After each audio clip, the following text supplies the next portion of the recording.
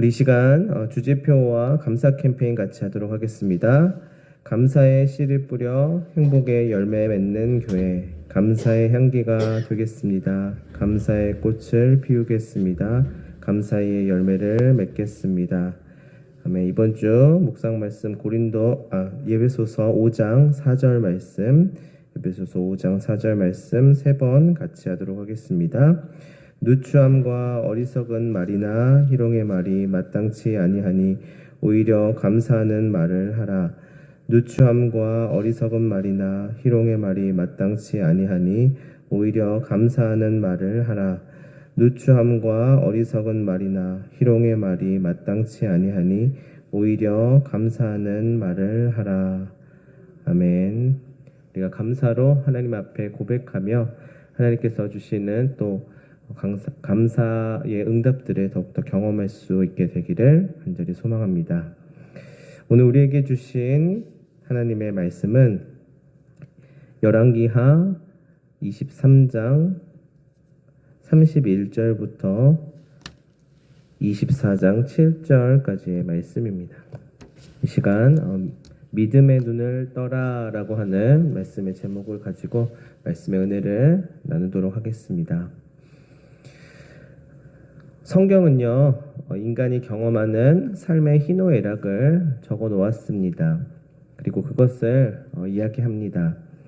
물론 하나님께서 우리에게 주시는 말씀들, 우리 마음에 새겨야 할 말씀들이 기록되어 있지만 우리 삶의 이야기, 사람들이 살아가는 이야기들 속에서 사람들이 겪어가는 희노애락이 이 가운데 담겨져 있습니다. 곧 다시 말해서 좋을 때도 있고요, 또 화가 날 때도 있고요, 또한 사랑할 때도 있습니다. 그리고 미워할 때도 있습니다. 또한 슬플 때도 있고요, 또한 기쁠 때도 있습니다. 이런 여러 가지 감정들을 느끼면서 알 수 없는 앞날을 우리는 무방비한 상태에서 맞닥뜨리게 됩니다. 따라서 나의 생각과 의지와는 상관없이 알 수 없는 여러 가지 일들 앞에 우리는 이 희노애락을 느끼면서 살아갑니다. 그리고 하나님 아버지를 믿는 우리 신앙인들은요, 이러한 예측 불허의 삶을 살아가면서 하나님 아버지와 대화하고 하나님께 물어보고 또 응답을 받으면서 살아갑니다. 그 모든 내용들을 잘 담아내고 있는 것이 바로 우리가 가지고 있는 성경입니다. 그렇기 때문에 성경이라고 해서 그냥 성경이 굉장히 성스럽고 또한 거룩한 그런 경전이기 때문에 우리와는 조금 동떨어져 있는 그런 전혀 다른 삶의 내용들을 담아내고 있는 것이 아니라고 우리는 봐야 합니다.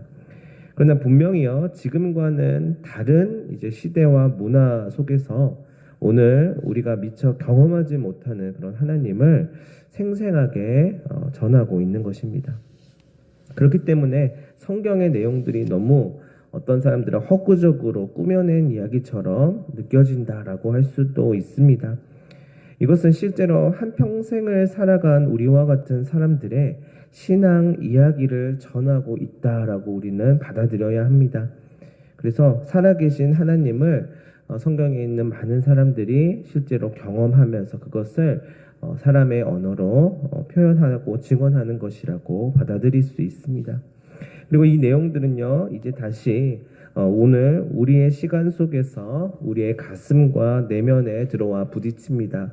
성경에서 말하고 있는 내용들 또한 성경에 있는 인물들이 경험하였던 것들이 이제는 나의 삶 속에서 어떻게 풀어지고 또한 경험되어지는지를 우리는 기도하면서 성령 하나님 안에서 다시금 그것을 해석할 수 있습니다.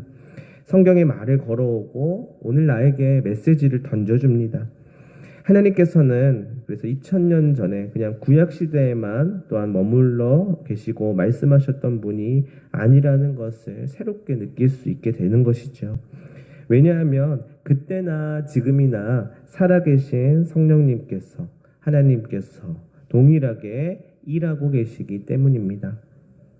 그렇다면 성경에서 오늘 우리에게 어떠한 메시지를 주는지를 우리는 성령님께 물어보고 또 또한 기도함을 통하여서 마음 가운데 새기고 삶을 통하여서 다시금 경험할 수 있게 될 것입니다. 이는 우리에게 분명한 교훈을 주고 있습니다. 우리를 살리시고 생명을 주시는 분이 다름 아닌 하나님 한 분이시라는 것을 분명하게 알게끔 합니다. 다른 말로 말하면요, 다른 어떠한 것도 우리에게 생명을 줄 수 없고 우리네 삶을 책임져 주지 못한다는 것을 알 수 있습니다. 오늘 우리가 읽었던 본문에 보면은요, 31절에 여호아스라고 하는 왕이 나옵니다. 이 여호아스 왕은요, 우리가 아주 잘 알고 있는 요시야 왕의 아들입니다. 요시야 왕은 어떤 사람이었습니까? 유다의 왕 가운데에서 하나님 앞에 올바른 길을 걸었던 왕이었고요. 우상을 제거하고 이스라엘 백성들을 신앙의 길로 인도하였었던 선한 왕이었습니다. 이 요시야 왕이 근데 죽고 난 후에요, 그의 아들 여호아스가 왕이 되었는데 문제는 딱 3달 만에 이집트 바로 느고 왕에게 잡혀서 이집트로 끌려가 그곳에서 죽게 되었다는 것입니다. 이집트 느고 왕은요, 요시야 왕의 아들 가운데 이집트의 우호적이라고 할 수 있는 엘리야김을 왕으로 삼고 그의 이름을 여호야김이라고 바꾸어 버립니다. 그리고 은과 금을 이집트의 조공으로 바치게 하였습니다. 이런 일들이 일어난 이유는요, 역사적으로 볼 때는 아시리아 제국과 바벨론 나라의 전쟁으로 인해 아시리아를 돕기 위해 이집트가 올라가는 길에 일어난 사건이지만 성경은 이런 일이 벌어지게 된 원인이 바로 여호아스의 악행 때문이라고 말하고 있습니다. 그는 아버지 요시야 왕이 이집트 군대가 아시리아 군대를 돕기 위해 올라가는 것을 막기 위해 전쟁에서 전사하여 왕이 되었던 것입니다. 나라가 위급한 상황이 되었습니다. 자, 그렇다면 아버지 요시야 왕이 하나님을 섬긴 그 신앙으로 하나님의 도우심을 구하는 믿음의 모습을 보였어야 했는데 이 왕이 이제 왕이 된 지 그 3개월의 시간 동안에 이러한 일을 겪고 이러한 일을 행하였다고 성경에서는 증언합니다. 23장 32절을 보면은 이렇게 이야기하는데요. 여호아스가 그의 조상들의 모든 행위대로 여호와 보시기에 악을 행하였더니, 어떤 악을 행하였냐면요, 그는 아버지 요시야 왕과 같이 우상들을 따르지 않고 여호와 하나님만을 따르고 그 여타 많은 우상들을 타파할 수 있었지만 오히려 그 전에 있었던 왕의 길을 따라서 우상을 섬기는 모습을 보였던 것입니다. 그것도 그가 많은 세월 동안을 통치하면서가 아니라 단 3개월 만에 바로 그가 택했었던 방법이었습니다. 요시야 왕의 아들이었던 여호아스는 아버지 요시야가 그토록 몸부림치며 나라를 거룩하게 개혁하려고 산당을 제거하고 우상을 버리는 개혁을 일으켜 하나님만 섬겼는데 아버지 요시야의 길을 따르지 않은 것입니다. 이전에 악한 왕들이 했던 것처럼 우상 앞에 나아가서 악행을 저질렀다는 것이죠.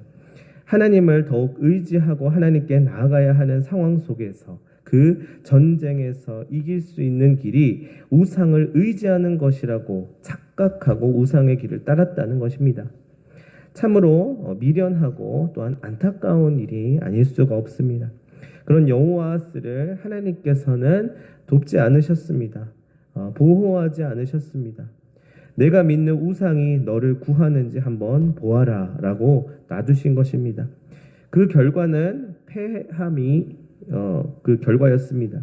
망하게 된 것인데요. 이집트 느보 왕에게 패하여 사로잡혀 포로로 쇠사슬에 묶여 이집트로 끌려간 것입니다. 결국 이집트에서 포로로 죽임을 당하게 됩니다. 우리 또한 우리를 돕는 분, 우리를 책임지시는 분, 우리를 선하게 인도하시는 분이 누구인지 오늘날 분명하게 알 필요가 있습니다. 여러분, 우리를 도우시고 보살피시는 분이 다름 아닌 천지를 지으신 여호와 하나님이심을 믿으십니까? 나의 형편과 처지 속에서 그분이 살아서 일하고 계심을 믿으십니까? 참 재밌게도 이러한 사실은요, 우리가 할 수 없는 것을 인정하게 될 때 밝히 드러난다는 것을 우리는 기억해야만 합니다. 하나님 없이 해보려고 하는 모든 시도들 가운데서는요, 왠지 될 것만 같은데 안 되는 일들이 일어납니다. 마치 오늘의 본문의 상황과도 같습니다. 우리 또한 자신의 무능함을 느끼고 또한 주변의 많은 사람들이 결코 해결해 주지 못하는 여러 근본적인 문제들을 만났을 때에 주로 무력감을 느꼈을 것입니다.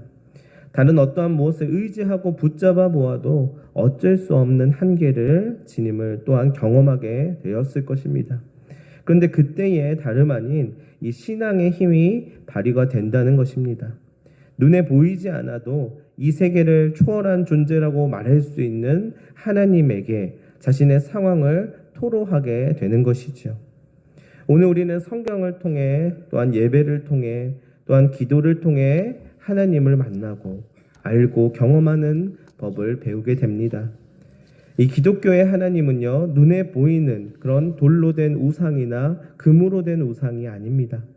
만약 그렇게 우리의 눈에 보이는 이미지를 가지고 있는 신이라면 그것은 눈에 보이는 우리와 같은 한계를 지니고 있을 것입니다. 사실 예수 그리스도께서도 눈에 보이는 인간으로 오셨습니다. 그래서 인간적인 한계를 그대로 가지고 있으셨습니다. 무엇보다도 물과 피를 모두 흘리며 죽음이라고 하는 것을 경험하셨잖아요. 그러나 그렇기 때문에 우리의 죽음을 대표하여 죽으실 수 있었던 것입니다. 신이 그냥 장난처럼 죽음 체험을 한 것이 아니라 진짜 인간이 되셔서 인간의 죽음을 완결시키신 것입니다. 그리고 하나님 되심을 부활을 통하여서 증명하셨습니다.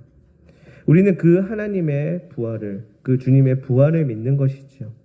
그렇다면 눈에 보이지 않는 주님을 3일 동안 그대로 어찌 보면 방치된 채로 기다려야 했었던 당시 제자들은 어떤 심경이었겠습니까?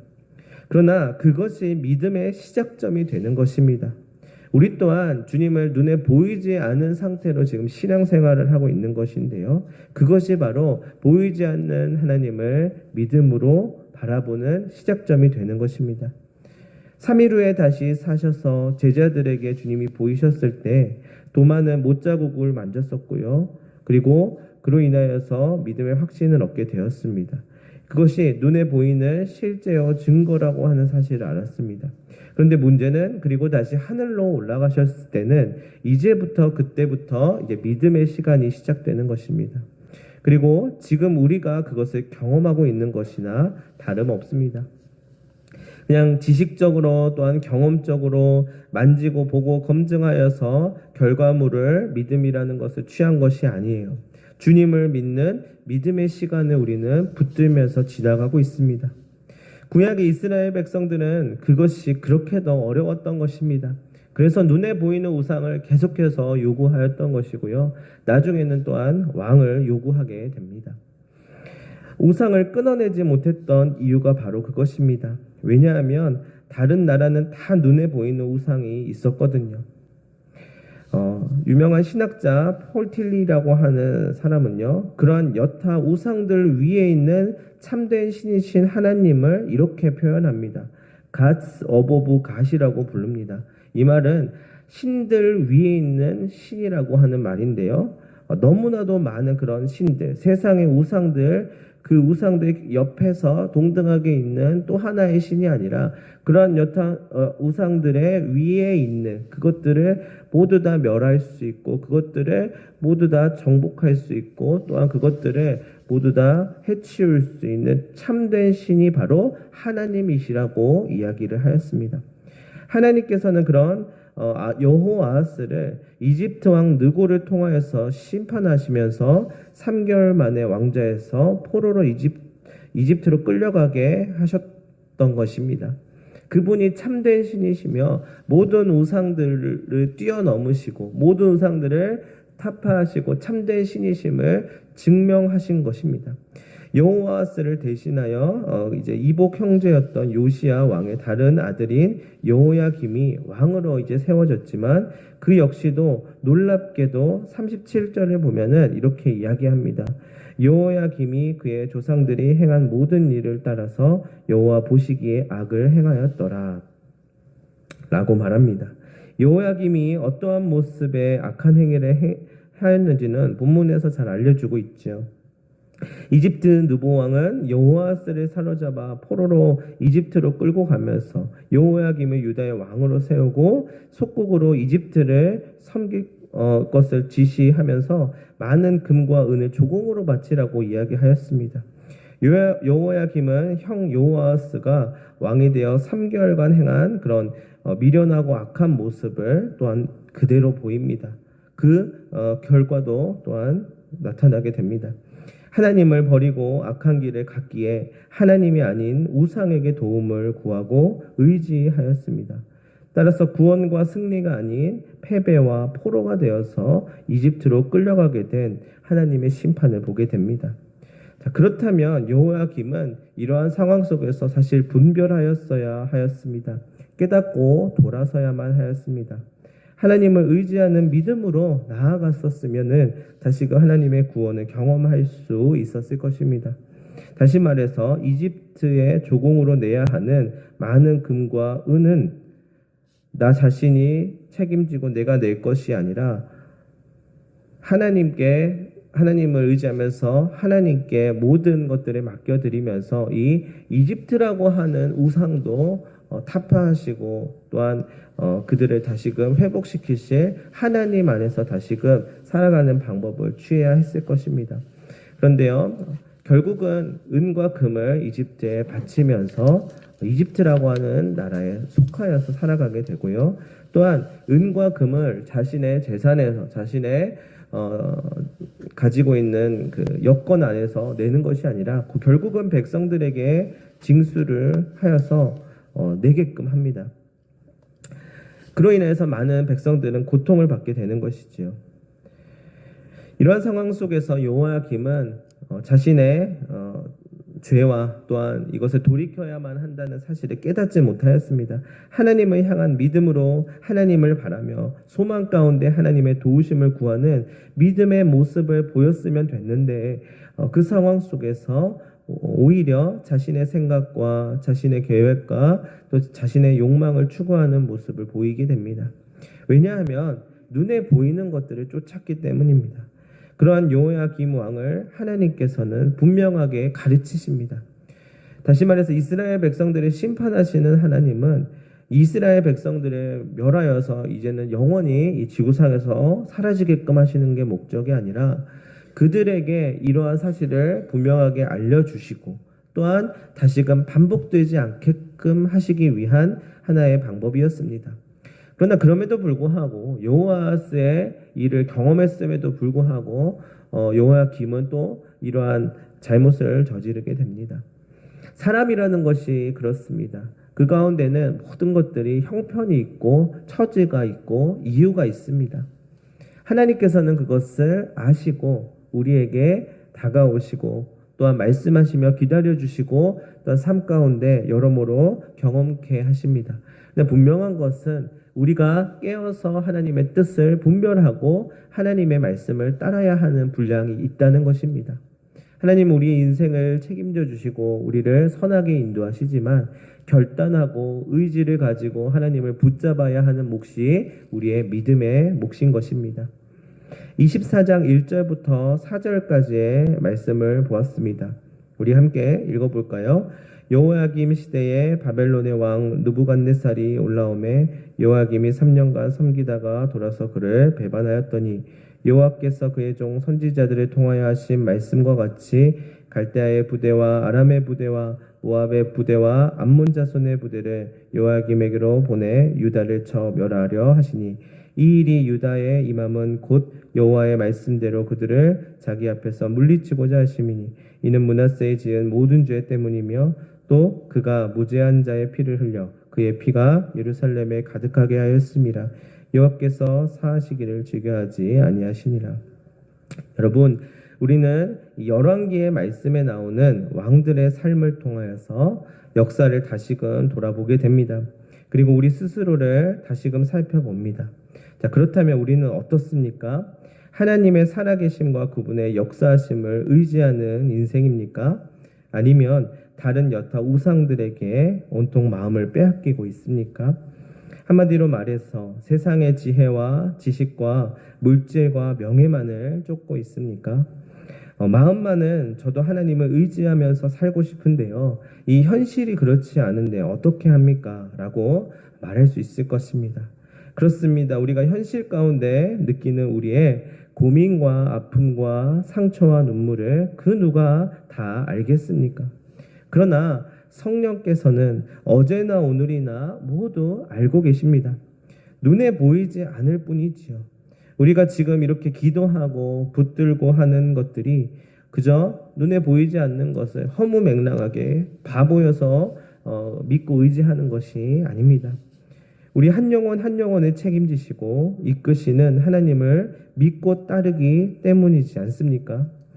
여러분, 그래서 신앙이라고 하는 것은요, 지식이 아니고 또한 지혜로서 그저 세상을 살아가는 하나의 방법이 아니라 살아계신 하나님을 체험하는 것입니다.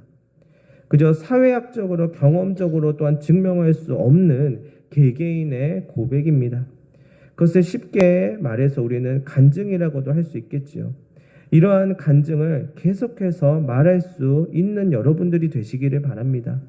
하나님을 경험하였던 이야기, 하나님과 함께 동행하고 있는 이야기들이 여러분들의 삶의 지혜요, 지식이요, 또 우리를 살아가게 하는 유일한 방법임을 여러분들이 스스로 느끼고 또한 그것을 나눌 수 있게 되시기를 바랍니다. 그렇다면 오늘 우리가 기도하고 의지해야 할 분이 바로 누구입니까? 나를 가장 잘 아시고 나의 기도를 들으실 분이 누구입니까? 바로 우리 하나님이십니다. 그분께 나아가 치유함을 받고 비로소 이와 같은 믿음의 간증을 할 수 있는 것입니다. 여러분, 성령께서는 여호와스 시대든 요시야 왕의 시대든 여호와김 시대든 살아계셨습니다. 또한 오늘 우리의 곁에도 살아서 계십니다. 그분은 저기 멀리 떨어져서 우리를 지켜보시는 분도 아니고 또한 죽은 자의 하나님이 아니라 오늘 우리와 함께 살아있는 하나님이십니다. 그러니 그분과 대화하시기를 바랍니다. 그분과 소통하시기를 바랍니다. 그분께 아뢰시기를 바랍니다. 분명히 주님께서 응답하시고 때에 따라 돕는 은혜를 허락하실 것입니다. 때로는 분명하게 사인을 주시고 또 우리에게 말씀하여 주시지만 우리가 그것이 잘 분별되지 않아서 또한 우리가 영적으로 깨어있지 못하여서 세상에 있는 것들을 따라가고 또한 눈에 보이는 것들을 의지할 수 있습니다. 그러나 중요한 것은 무엇이냐면 우리의 그런 연약함, 우리가 할 수 없다는 사실을 인정하는 것입니다. 주변의 나라들을 의지하며 또한 그들에게 조공을 바치는 인생을 살고 싶지 않았을 것입니다. 그러나 여호와스 왕과 여호와김 왕은 눈에 보이지 않는 하나님을 의지하는 것이 때로는 세상에 있는 지혜를 따르는 것보다 훨씬 더 미련해 보였을 것입니다. 하나님을 믿고 싶은 마음도 없지 않아 있었을 것입니다. 그러나 더 생존의 문제 또한 이 한 나라를 책임져야 되는 그 문제 앞에서는 하나님은 저 밑에 밀려나고 더 큰 힘을 가지고 있는 주변의 나라들을 의지하게 된 것입니다. 그러나 성경은 말하고 있습니다. 그에 대한 결과는 결국은 여호와 하나님이 없는 비참한 삶이자 또한 실제적으로도 자신이 원했었던 결과를 얻지 못했다는 것입니다. 그러나 여호와 하나님은 눈에 보이지 않으시고 당장의 내 삶에 있어서 눈에 보이는 결과물을 내지 않으시기 때문에 우리는 믿지 못하는 것인데 그것을 믿으면서 그 믿음의 시간을 견디며 나아갔을 때는 하나님께서 책임지시는 은혜들이 그러한 역사들이 있다는 것입니다. 그러나 그것을 경험하기 전까지는 알 수 없습니다. 그러나 우리는 성경을 통하여서 이스라엘 백성들의 모습을 통하여서 알 수 있습니다. 눈에 보이지는 않지만 살아계신 하나님께서 일하고 계심을, 또한 그 일하심을 믿었을 때에 비로소 하나님의 역사하심을 경험할 수 있다는 것을 알 수 있습니다. 그것은 오늘 우리에게도 마찬가지입니다. 시편 121편의 시편의 기자는 이렇게 이야기하죠. 내가 산에 향하여 눈을 들리라. 나의 도움이 어디서 올까? 나의 도움은 천지를 지으신 여호와에게서로다. 시편의 기자는요, 눈을 들어 주를 바라보았습니다. 우리 또한 믿음의 눈을 들어서 주님을 바라볼 수 있기를 바랍니다. 나의 도움이 어디서 올까? 힘 있는 나라와 또한 세상에서 말하는 능력과 물질적인 힘과 또한 경험들이 아니라 내가 산을 향하여 눈을 들리라. 나의 도움이 어디서 올까? 나의 도움은 천지를 지으신 여호와에게서로다 라고 고백하실 수 있는 여러분들 되시길 바랍니다. 나를 향한 또한 세상을 향한 눈을 감고 주님을 향하여 눈을 뜨고 빛 되신 주님을 눈이 시리도록 바라보시기를 바랍니다. 그러면 좋은 날이 올 것입니다. 반드시 올 것입니다. 치유하시고 회복하실 날이 반드시 올 것입니다. 그것을 신뢰하는 모든 우리 영신의 가족들이 되시기를 간절히 소망합니다. 우리 이 시간 같이 합심하여서 기도하기를 바랍니다. 우리 첫 번째로는 말씀을 돌아보며 같이 기도하였으면 합니다.